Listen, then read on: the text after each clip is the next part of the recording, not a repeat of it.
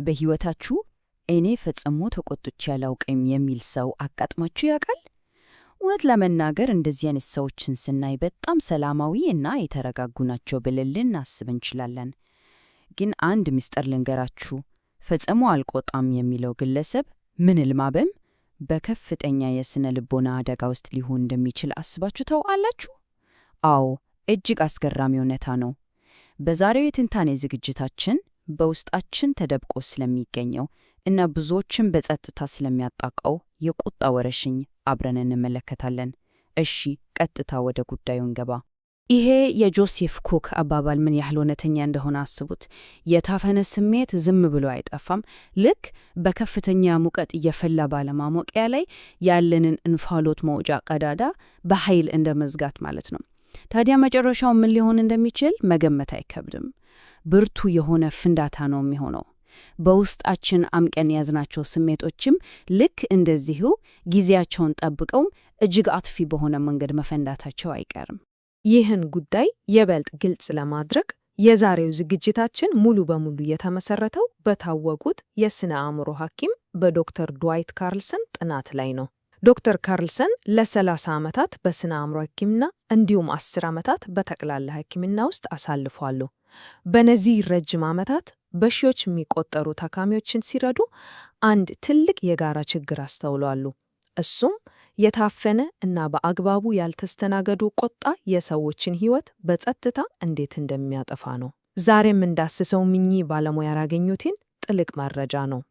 እንግዲህ ዶክተር ካርልሰን በህብረተሰቡ ዘንድ በስፋት የተንሰራፉ 5 የተሳሳቱ አመለካከቶች ለይተዋል። እነሱም የሚታይ ቁጣ ከሌለ ችግር የለም፣ ችላ የተባለ ቁጣ ጊዜ ሲያልፍ ይጠፋል፣ ሁሉንም ስሜት አውጥቶ መጣል መፍትሄ ነው፣ ሁልጊዜ ጥሩ መሆን ምንም ዋጋ አያስከፍልም እና ቁጣን መግለጽ ግንኙነትን ያበላሻል የሚሉት ናቸው። እነዚህን 5 ነጥቦች ገሃዱ ዓለም ውስጥ ካጋጠሙ እጅግ አስገራሚ ታሪኮች ጋር አያይዘን እንመለከታለን። በመጀመሪያ ጃን ስለተባረችው ታካሚ እናውራ። ጃን የኮሌጅ ተማሪ ስትሆን ቁጣ ኃጢአት ነው የሚል እጅግ ጠንካራ እምነት ነበራት። በዚህም የተነሳ በውስጧ የሚፈጠረውን ማንኛውንም የቁጣ ስሜት በሙሉ ኃይሏ ታፍኖ ነበር። ይህ የማፈን ልማድ እያደገ ሲመጣ ምን ተፈጠረ መሰላችሁ? ጃን ሙሉ በሙሉ ምንም አይሰማት የደነዘዘች ሰው ሆነች። ሰዎች ሲሰድቡባት አትከፋም፣ ጥሩ ነገር ሲገጥማትም መደሰት አትችልም። ይህ የደነዘዘ ስሜቷ በመጨረሻ ድልድል ላይ ወጥታ ራሷን እስከ ማጥፋት ሙከራ አድርሷታል ማለት ነው። እጅግ አሳዛኝ ነው። እና ይሄ በግሩም ሁኔታ የሚያሳየን የመጀመሪያውን የተሳሳተ አመለካከት ነው። ሰዎች የሚታይ የቁጣ ባህሪ ካላሳዩ ከውስጥም ሰላም ናቸው ብሎ ማሰብ ትልቅ ስህተት ነው። በጃን ታሪክ እንዳየነው እጅግ ቀላል በሆነ አለመግባባት የተሰማትን ብስጭት በማፍነዋ ብቻ ስሜቷ ሁሉ ሙት ሆኖ ነበር። ስለዚህ ቁጣን አለማሳየት ማለት የቁጣ ችግር የለም ማለት እንዳልሆነ ቁልጭ አድርጎ ያስተምረናል። ይህ የተፋፈነ ስሜት እንዴት ወደ ከፋ ደረጃ እንደሚያድግ በሚስዮናዊው በጆሴፍ ኩክ ሕይወት ውስጥ ደግሞ እንመልከት። ጆሴፍ እጅግ መንፈሳዊ እና ጸጥተኛ ሰው ለመምሰል ስለፈለገ ስሜቶቹን በሙሉ በቁጥጥር ስር ለማዋል ለዓመታት ሞከረ። ሚስቱን ጨምሮ ሌሎቹን ሁሉ በማሳመን ውጫዊ ገጽታው እጅግ የተረጋጋ ሰው መሆን ችሎ ነበር።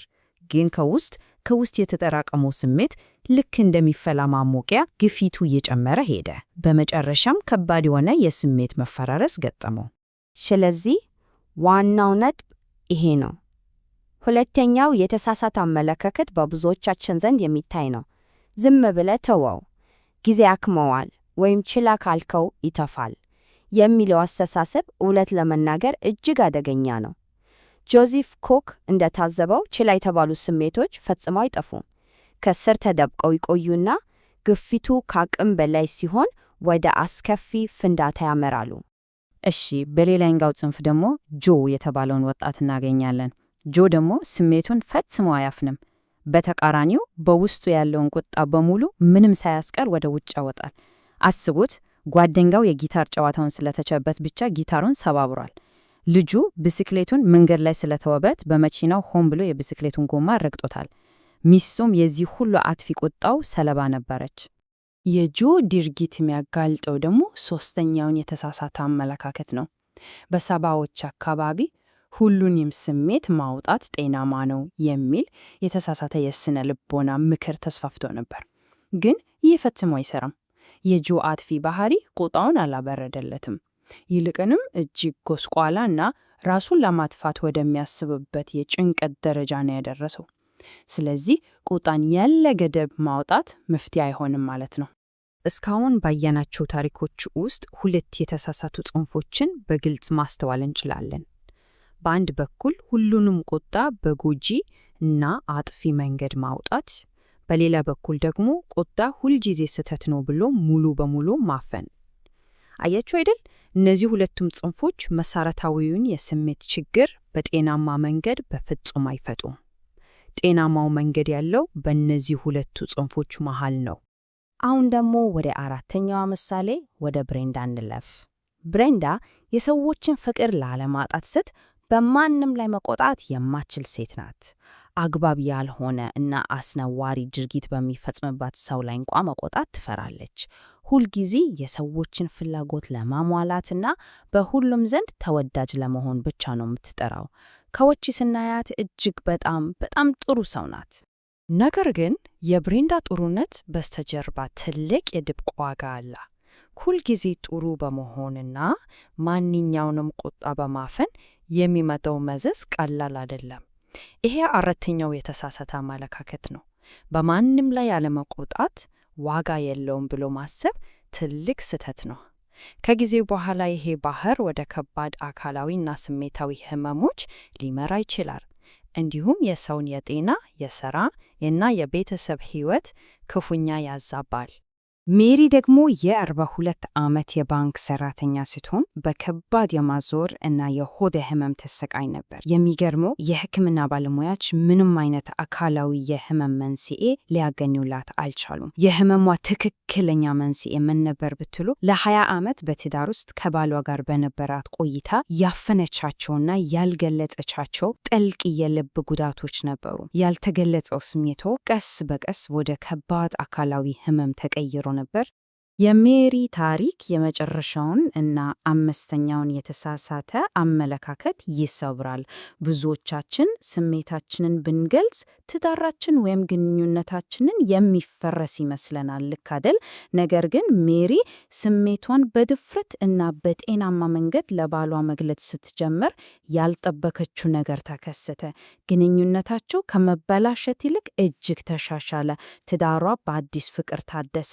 አካላዊ ህመሟ ሙሉ በሙሉ ጠፋ። ይህ በጣም የሚያስደንቅ ውጤት ነው። ይህንን ሁሉ ካየን በኋላ አንዳንድ ሰዎች ቁጣ የሚለውን ቃል ለመቀበል ይከብዳቸዋል። ቃሉ ራሱ በጣም ኃይለኛ ወይም አጸያፊ ሆኖ ሊሰማ ይችላል አይደል? ስለዚህ ዶክተር ካርልሰን እዚህ ላይ አንድ ቀላል ዘዴ ይጠቀማሉ። ይህም ቁጣ የሚለውን ቃል ጉዳት በሚለውን ቃል መተካት ነው። አንድ ሰው ተቆጭኋለሁ ከማለት ይልቅ ተጎጀኋለሁ ብሎ ማሰቡ ስሜቱን በቀላሉ ተቀብሎ በጤናማ መንገድ እንዲያስተናግደው እጅጉን ይረዳል። እና ይህ ቁጥር እጅግ አስገራሚ ነው። 50%! አዎ፣ በትክክል ሰምታችኋል። ዶክተር ካርልሰን በ30 ዓመታት የሕክምና ልምዳቸው እንዳረጋገጡት ቢያንስ ግማሽ የሚሆኑት የስሜት፣ የአካል እና የሰዎች ግንኙነት ችግሮች በአግባቡ ካልተያዘ እና ከታፈነ ቅጣ ጋር በጥልቅ የተቆራረኙ ናቸው። ይህ የሚያሳየው ችግሩ ምን ያህል ስር የሰደደ እና ብዙዎቻችንን በድብቅ እያጣቃ ያለ ጉዳይ መሆኑን ነው።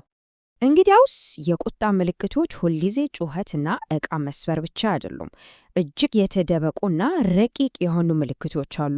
ለምሳሌ ሁልጊዜ በቀጠሮ ማርፈድ፣ ጸጥ ብሎ ማኮረፍ፣ በሌሎች ላይ ያለ ቅናት፣ ሰዎችን በዘለፋና በአሽሙር መናገር፣ እንዲሁም ሁልጊዜ ራስን እንደ ተበዳይ አድርጎ ማቅረብ። እነዚህ ሁሉ በውስጥ የታመቀና ያልተፈታ የቁጣ መገለጫዎች ሊሆኑ ይችላሉ። አስተውላችኋል? ምንም ባልባት በእኛም ሕይወት ውስጥ እነዚህ ምልክቶች ሊኖሩ ይችላሉ። ዶክተር ካርልሰን ይህን ሐሳብ ለመጠላለል የሚጠቀሙበት ግሩም ምሳሌ አለ። በመኪና ውስጥ ያለን የሙቀት መለኪያ ጠቋሚ እንዳይታይ ቀለም ብንቀባው ሞተሩ ከመጋልና ከመቃጠል አያድነውም። ልክ አይደል? የሚያደርገው ብቸኛ ነገር እኛን ከሚያስጠነቅቀው ምልክት ማራቅ ብቻ ነው። ቁጣም ልክ እንደዚሁ ነው። ቁጣ ፈጣሪ የሰጠን አደጋን የሚጠቁም ጤናማ የማስጠንቀቂያ ስርዓት ነው። ቁጣን ማፈን ማለት የማስጠንቀቂያ ደወሉን ማጥፋት ማለት ነው። ስለዚህ የዛሬው የትንታኔ ዝግጅታችን ማጠቃለያ እና የመጨረሻ ጥያቄ ይሄ ነው። ሕይወታችንን ወደ ከባድ አደጋ እስኪወስደው እና የውስጥ ሞተራችን እስኪፈነዳ ድረስ የራሳችንን የማስጠንቀቂያ ምልክቶች ቀለም እየቀባንና ቸላ እያልን እንሁን? እያንዳንዳችን የራሳችንን የውስጥ ዳሽቦርድ እንዴት ማንበብ እና ለስሜቶቻችን ጤናማ ምላሽ መስጠት እንዳለብን ቆም ብለን ማሰብ ይኖርብናል። ይህን መረዳት ለጤናማ ሕይወት እና ግንኙነት እጅግ ወሳኝ ነው። እስከ መጨረሻው አብራችሁኝ ስለነበራችሁ አመሰግናለሁ።